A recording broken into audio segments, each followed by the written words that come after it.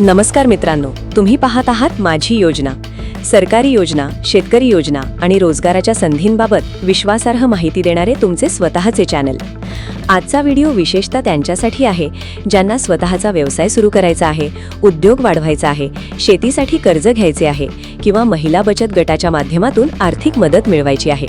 कारण आज आपण महाराष्ट्रातील महत्त्वाच्या कर्ज योजनांची माहिती सोप्या भाषेत जाणून घेणार आहोत. कोणत्या योजनेत सर्वाधिक कर्ज मिळते, कुठे 35% अनुदान मिळू शकते, कुठे व्याज परतावा मिळतो आणि अर्ज कसा करायचा. चला तर मग सुरुवात करूया.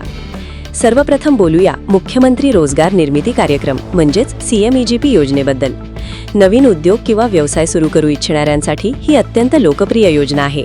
उत्पादन उद्योगासाठी तब्बल 50 लाख रुपयांपर्यंत प्रकल्प कर्ज मिळू शकते, तर सेवा व्यवसायासाठी 10 लाख रुपयांपर्यंत कर्ज उपलब्ध आहे.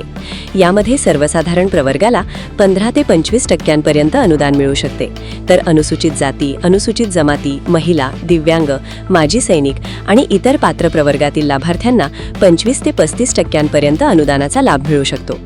आता जाणून घेऊया अण्णासाहेब पाटील आर्थिक मागास विकास मंडळाची योजना. मराठा समाजातील पात्र युवक आणि युवतींसाठी ही योजना महत्त्वाची मानली जाते. या योजनेत व्यवसायासाठी 10 लाख ते 50 लाख रुपयांपर्यंत कर्ज उपलब्ध होऊ शकते. या योजनेचे सर्वात मोठे वैशिष्ट्य म्हणजे थेट अनुदानाऐवजी व्याज परताव्याचा लाभ दिला जातो, म्हणजे वेळेवर कर्जफेड करणाऱ्या लाभार्थ्यांचा व्याजाचा मोठा खर्च कमी होऊ शकतो. यानंतर आहे महात्मा फुले मागासवर्ग विकास मंडळ. OBC प्रवर्गातील लाभार्थ्यांसाठी ही योजना राबवली जाते.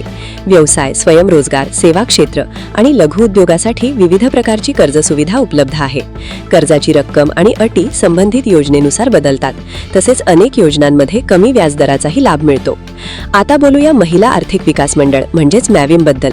महिला बचत गट आणि महिला उद्योजकांसाठी ही योजना अत्यंत उपयुक्त आहे. पात्र महिला बचत गटांना 20 लाख रुपयांपर्यंत कर्ज मिळू शकते. काही योजनांमध्ये व्याज सवलत मिळत असल्यामुळे व्यवसाय सुरू करणे अधिक सोपे होते. यानंतर येते प्रधानमंत्री मुद्रा योजना. छोट्या व्यवसायासाठी देशभरात लोकप्रिय असलेली ही योजना शिशु, किशोर आणि तरुण अशा 3 प्रकारांमध्ये उपलब्ध आहे. व्यवसायाच्या गरजेनुसार 10 लाख रुपयांपर्यंत कर्ज मिळू शकते. शेतकरी बांधवांसाठी पीक कर्ज योजना देखील महत्त्वाची आहे. कर्जाची रक्कम शेतीचे क्षेत्र, पीक आणि संबंधित बँकेच्या नियमांनुसार निश्चित केली जाते. वेळेवर कर्जफेड केल्यास लागू असलेल्या सरकारी व्याज सवलतींचाही लाभ मिळू शकतो. जर तुम्ही डेअरी, शेळीपालन, कुक्कुटपालन किंवा इतर पशुसंवर्धन व्यवसाय सुरू करण्याचा विचार करत असाल तर विविध बँका आणि शासकीय योजनांमार्फत कर्जाची सुविधा उपलब्ध आहे. काही योजनांमध्ये अनुदानाचाही लाभ मिळू शकतो. आता अर्जासाठी लागणाऱ्या आवश्यक कागदपत्रांबद्दल थोडक्यात माहिती.